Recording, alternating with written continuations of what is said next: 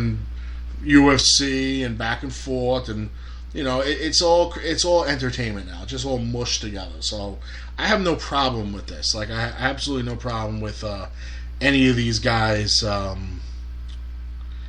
Any of these guys crossing over and doing any of this stuff, and RDP wants to call in, so we'll give him a call. We'll tell him we'll call you, Rich. As all the listeners, just click the X button now. Okay, there goes the show. No, it was a good show last week. Now, I have no problem with JBL. He was one of the longest reigning champions of all time. I think he was the longest reigning SmackDown champion when it was separate brands. And he does a great job on commentary.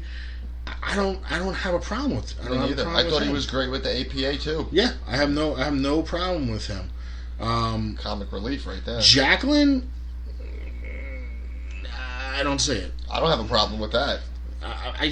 To me personally, I don't see it. Like, how is? We'll get to like how is this person more than this person, but Jacqueline's not. If somebody said right now, name one woman that you should be thinking is going to be in the Hall of Fame, she's not even in the top 10. That's going to roll off my tongue. The Fabulous Freebirds, absolutely. I think the Fabulous Freebirds should have been in a long time ago. Okay, Sting. I think Sting's a Hall of Famer. Don't get me wrong. Sting is a Hall of Famer, but I don't think Sting is a Hall of Famer now. He's literally, what, WWE 2 years? I don't think he's a WWE Hall of Famer. I mean, eventually somewhere down the road. Now, basically what you're saying now is his career's done. So you're naming him as a Hall of Famer, and so his WWE career is done. He's going to go down as 0-3 in his WWE career. Sucks to be him. So I don't understand that. I'm not one of those guys that if you're in the Hall of Fame, you get in the Hall of Fame, you're done. Your career's over. You're in the Hall of Fame. Stop. If you want to occasionally come back and do that, like one, match somewhere down the road, that's fine. But I mean, how much more down the road can Sting get at 50? So next door. Yeah, I mean, somewhere down the road would have to be this year. Yeah. Because I don't think he's got much left. But I just don't see the whole him being. I don't think he should have been in the Hall of Fame this year. I think The Rock should have been the headliner. Maybe his career's not over. Maybe not. But still, even if you squeeze a match out of him once every 2 years, I still think he needs to be in the Hall of Fame. If you're not putting him in the Hall of Fame, that means you're trying to utilize him once in a blue moon here, once in a blue moon there, but you could still do that with him in a Hall of Fame. I mean, it's the same thing we just said with Sting, down the road. At least Rock still has that down the road. Yeah. But he should be in the Hall of Fame. I mean, come on. There's about 50 other people that should be in the Hall of Fame, too. I mean, just here, the headliner, okay? I think The Rock should have been the headliner this year. I think he should have been the main man. He should have been, the one that everybody's tuning in to see, and maybe his dad inducts him. Maybe maybe one of his gazillion Samoan relatives that are in this wrestling business induct him. Maybe Stone Cold. Maybe somebody who fought the battles with him through the Attitude Era. Brings him in. But I think he should have been this year's headliner. I have no problem with JBL. I think if I'm JBL, I'm a little insulted that he's not the headliner, that they brought Sting in to be the headliner when JBL has, he's fought the battles, even though JBL's the first one to push Sting. Every time Sting's mentioned, he says, whatever, how many 5-6 time world champion, NWA champion, blah, blah. Like, he's the first one to throw all those statistics out there, whether they're telling him on the headset or not. But I think if JBL's on this list, he needs to be the headliner. But Sting is. Fabulous Freebirds, absolutely. The Godfather, no. No. Why not? Because his character didn't last long enough in anything he did. I mean, The Godfather was funny, but it was also ridiculous. It was also It would not be something that would be able to be done now in wrestling.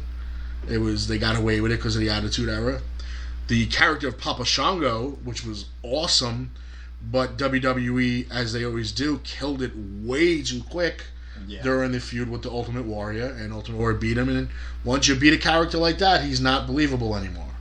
So they killed that, And then he didn't do much after that. A couple of guest appearances here and there. He made a Royal Rumble appearance for about 3 minutes. I don't think he's a Hall of Famer. I don't even think he's like, all right, maybe somewhere down the road. I don't think he's a Hall of Famer, period. So you don't agree with Sting or The Godfather? I don't believe in Sting now. I believe Sting is a Hall of Famer, just not now. When?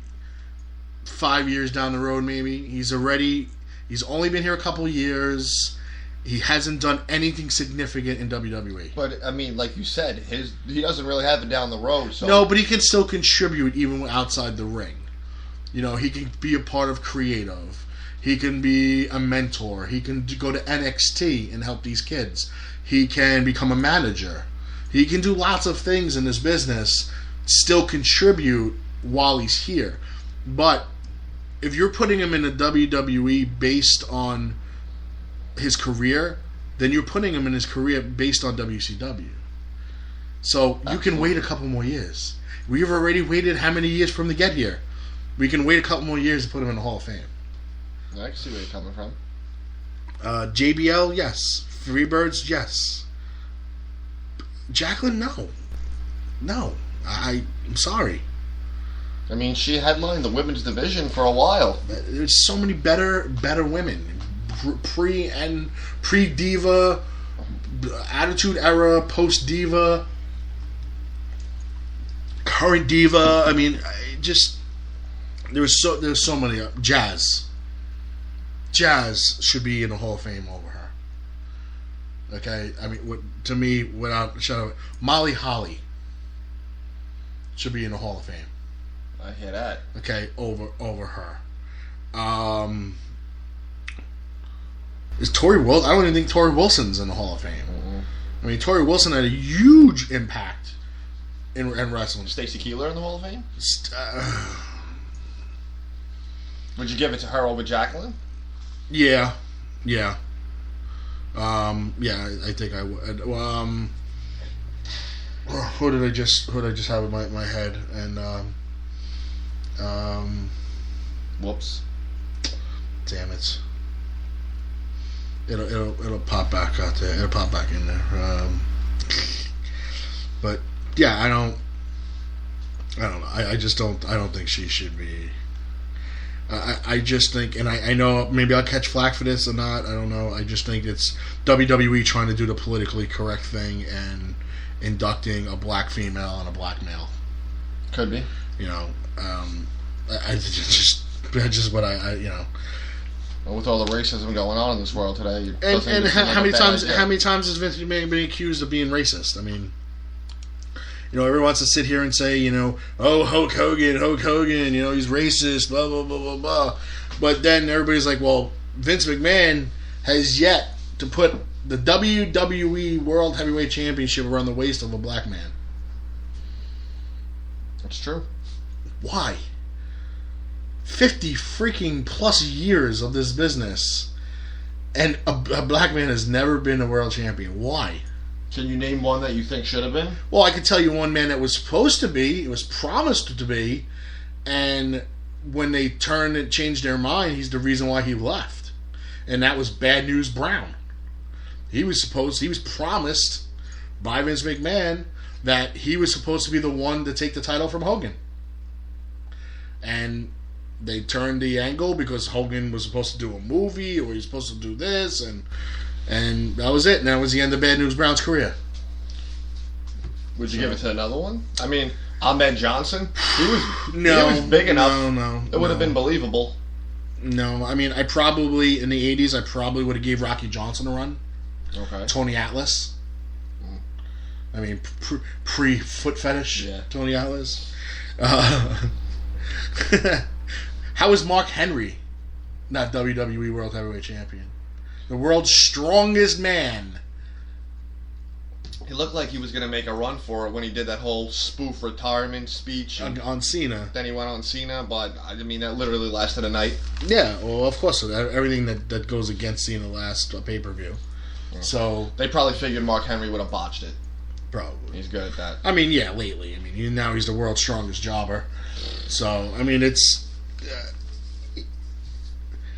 they could have been... Look, the World Championship, when that belt was out there, they were slapping that thing on anybody. Okay? Mark Henry had it. I mean, everybody had it. I mean, it was ridiculous. It was like they were just handing it out as a door prize. Yeah. So, but the WWE title... I mean, what's the closest... I'm trying to think in my head what the closest time that... Which, of course, it was never close because Hogan was always the man. But I don't even remember him feuding for any amount of time with a black wrestler. Neither can I. Well, at least not in WWE. I mean, Bad News Brown was kind of quick, and then Piper got into that feud with... Remember, he painted his face half black? Oh, God, that was terrible. I can't believe we didn't see it on Booker T. You know, maybe if Booker T didn't spend most of his career with WCW, maybe he would have been. He could have been man. R-Truth, early in his career. You know, now he's just kind of the laughing stock of the WWE with the spoofs and forgetting where he is. Yeah. I think the best opportunities would have been during the golden era with Rocky Johnson and Tony Atlas and maybe JYD, you know, guys like that. But like even Ernie Ladd, like, I mean, those were the days where Bruno Sammartino had the title, crossing over from football. Ernie Ladd. Yeah, and big guy. A monster, big guy. You know, we just saw the Black History Month documentary on him. Because that's pretty much the only they play the same 5 people every year. It's like WWE's like, look, we're acknowledging Black History Month because we're not racist, so we're just going to show you the 5 people that we put every year a documentary on: the Junkyard Dog, Ernie Ladd, Rocky Johnson, Tony Atlas, and like Bobo Brazil. I think that's like the same 5 that they put out every single year. You know, hello, like, what happened to Jazz, a champion, you know? What happened to Jacqueline? You're putting her in the Hall of Fame, but you haven't even acknowledged her for Black History Month. Very true. I mean, come on. You know, what about Mark Henry? You know, what about R-Truth? What about Ahmed Johnson, Ezekiel Jackson? Coco Beware? Coco Beware, a Hall of Famer. Ew. I mean, I don't get it. But here is a short list, very short list of wrestlers that I believe should be in the Hall of Fame and should have been in the Hall of Fame for a long time now, and probably even before some of the ones that were inducted are going to be inducted this year. Okay. Rick Martel. He's first on my list. Like, what? How is this guy not in the Hall of Fame? I mean, ridiculous. Okay, Rick Martel should be in the Hall of Fame. Ravishing Rick Rude should be in the Hall of Fame. I don't think there's any question in a lot of people's minds out there that Rick Rude should be in the Hall of Fame. I'm a strong believer that the Big Boss Man belongs in the Hall of Fame. He did it for a long time. He did it for a long time with WWE, WCW, you know, and then even prior to that, even prior to WWE, he was in the territories. I believe he should be in. Mike Rotunda, the father of Bray Wyatt, Bo Dallas. How is this guy not in the Hall of Fame? He still works with WWE. But they spun his character off. I don't think that they, made him significant enough. He was huge in the early 80s. Huge. I remember him in the Then early he puttered 90s. out for a little while, but then him and DiBiase got together as Money Inc. Yeah. And they were tag team champions again. So, I mean, then, he went to WCW and he became part of NWO like everybody did. And, and then he gave him a corny gimmick, but not to penalize him for bad booking,